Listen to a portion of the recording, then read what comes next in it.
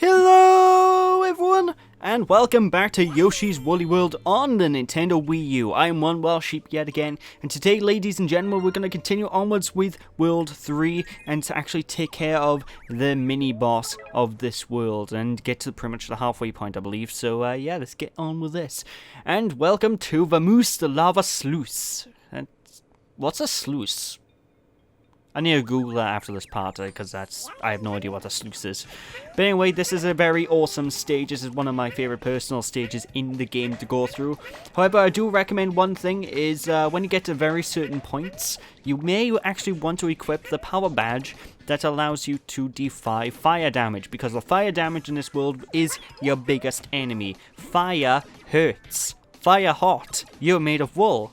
Wool plus fire equals bad, you know, folks, so we do need to be pretty careful about that going into the stage. And for the most part, the collectibles aren't all that hard to find, so you can easily replace the show hidden items with a fire immunity power, because it's just what I recommend personally, you know, folks, because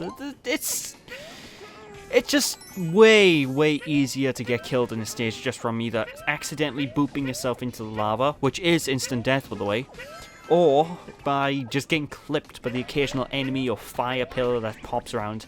Honestly, this is one of the more challenging levels in the game, and it's actually, I don't know, it's not too challenging that it gets to the point where you're just like, oh, I don't want to play this anymore. But it is definitely one of the harder stages out there.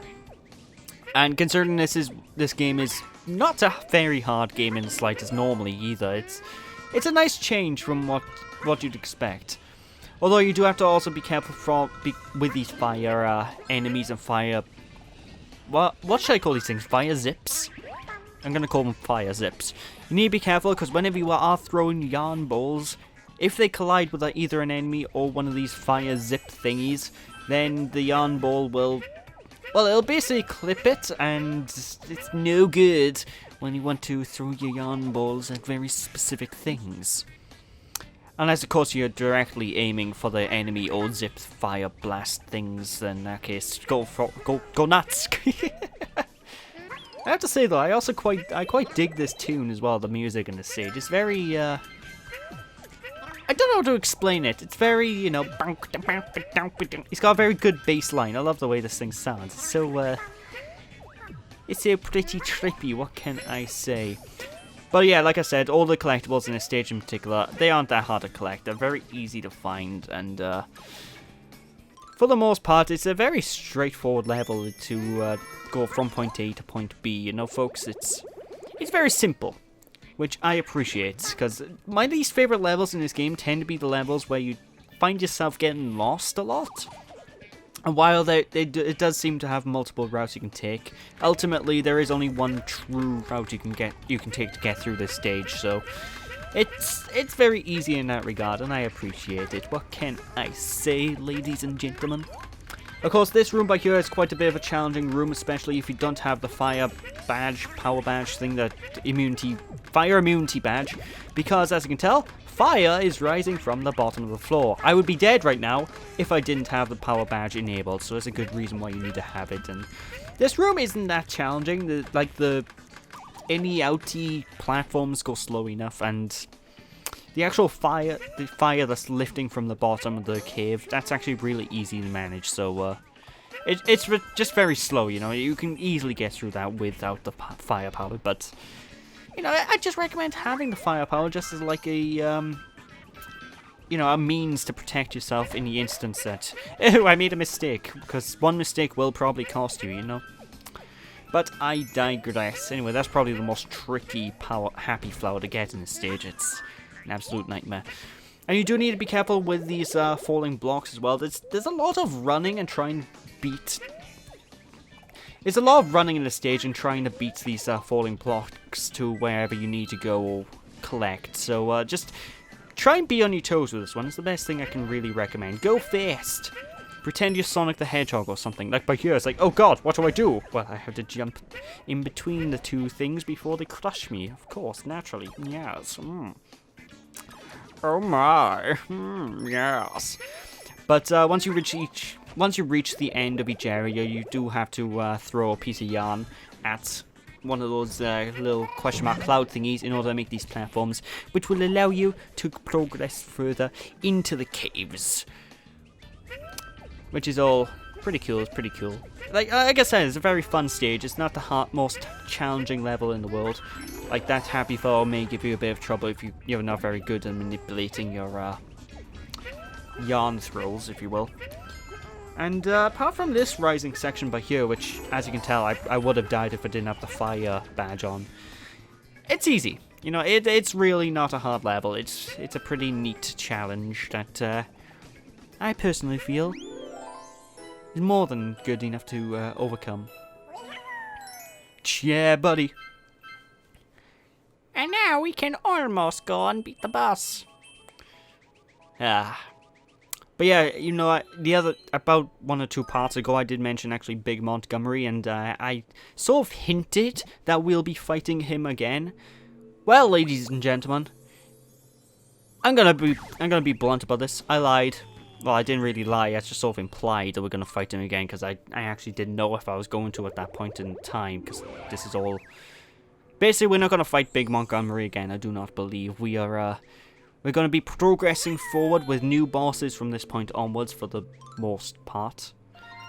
Well, I say most part because we're fighting Notwing the Koopa for the 3rd time? I think we're fighting him for the 3rd time, so yeah, we're going to deal with this goon, but that's like that's one of the biggest drawbacks of this game I've noticed. Like, we have to deal with a lot of recurring enemies, a lot of reoccurring bosses. Obviously, they all have completely separate patterns. It's just, I would have killed for some extra designs, you know, some new looking bosses. Like, it doesn't matter in the long run in the grand scheme of things, but, you know, just having the extra enemy variety, it'll just come across as less lazy, you know. I mean, it's not lazy because obviously they gave the bosses time to have their own unique patterns each battle, but I just I would have appreciated more design variety. That's mainly what I'm getting at. But we do now have to deal with Paracroopers. Paracroopers.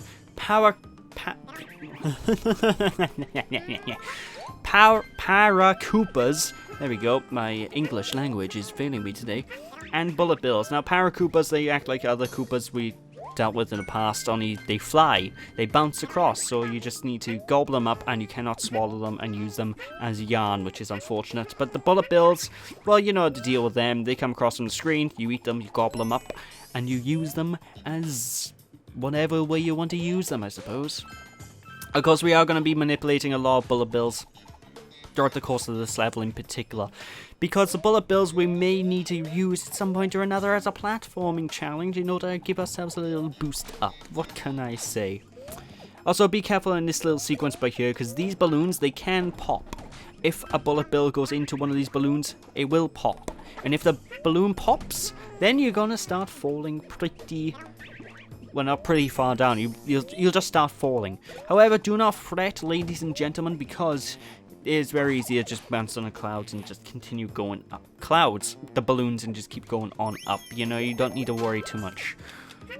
There's a lot of trial and error. There's a lot of room for error in this one, folks. So, there's that. I can dig that.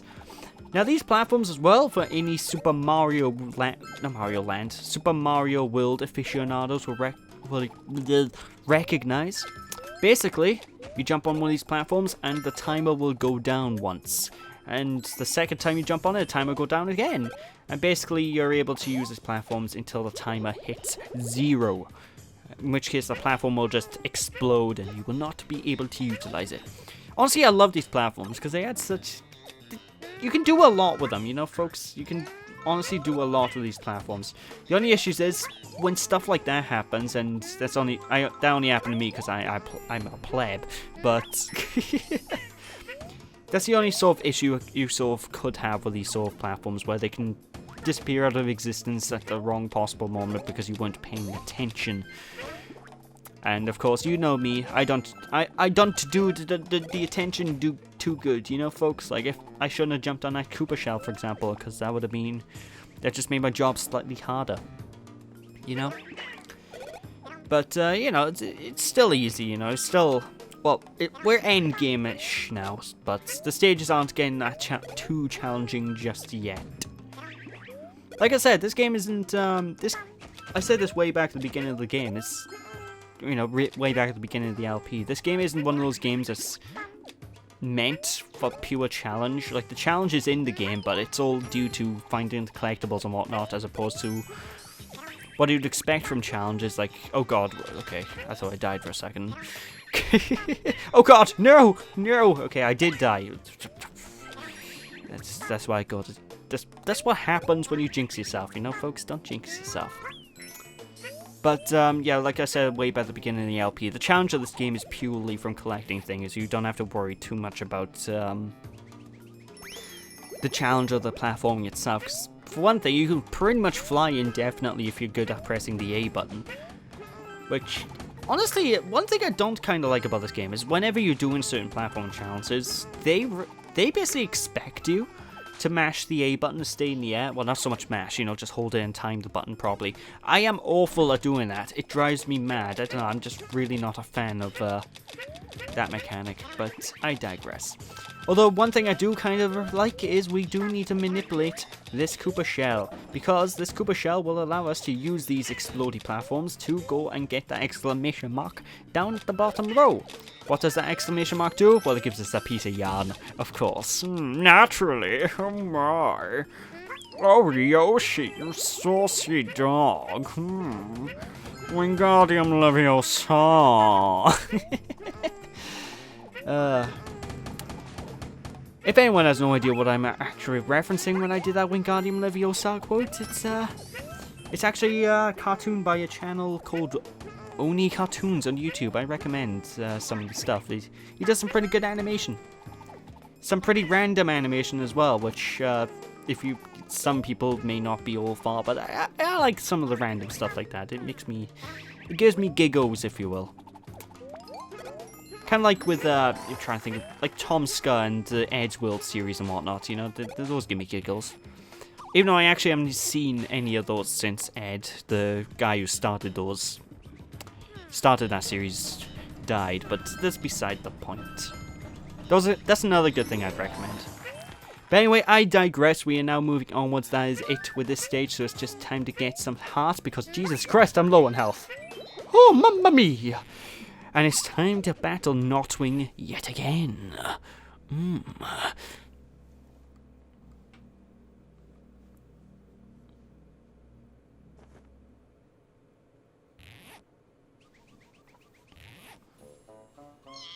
Think I'm letting you get past here, but think again. My friend here should help get your head out of your clouds. Okay, I went a bit too fast with my pushing of the A button then for me to actually do my voice acting shindig. So, that's a bad past me. No, don't do that. Anyway, Notwing the Koopa by here. What are his tactics? Well, first things first, he's gonna try and dive at you from the clouds, and that will remove a bit of the cloud platform, which will, it basically will cause a bit of a pitfall. It's easy enough to deal with, though. And from that point onwards, he will pop up from the left-hand side of the screen, in which case we will need to chuck a piece of yarn at the cannon, causing the cannon to explode. Giving him, you know, basically making his weak point, basically making it so you can actually hit his weak point. And once that happens, you can ground pound it and Bob's your uncle. The second phase then, he'll start shooting bullet bills into the clouds to create loads of pitfalls, and he will also try shoot from underneath you. Eventually he'll reveal his weak point, and it's basically rinse and repeat from this point onwards then, folks.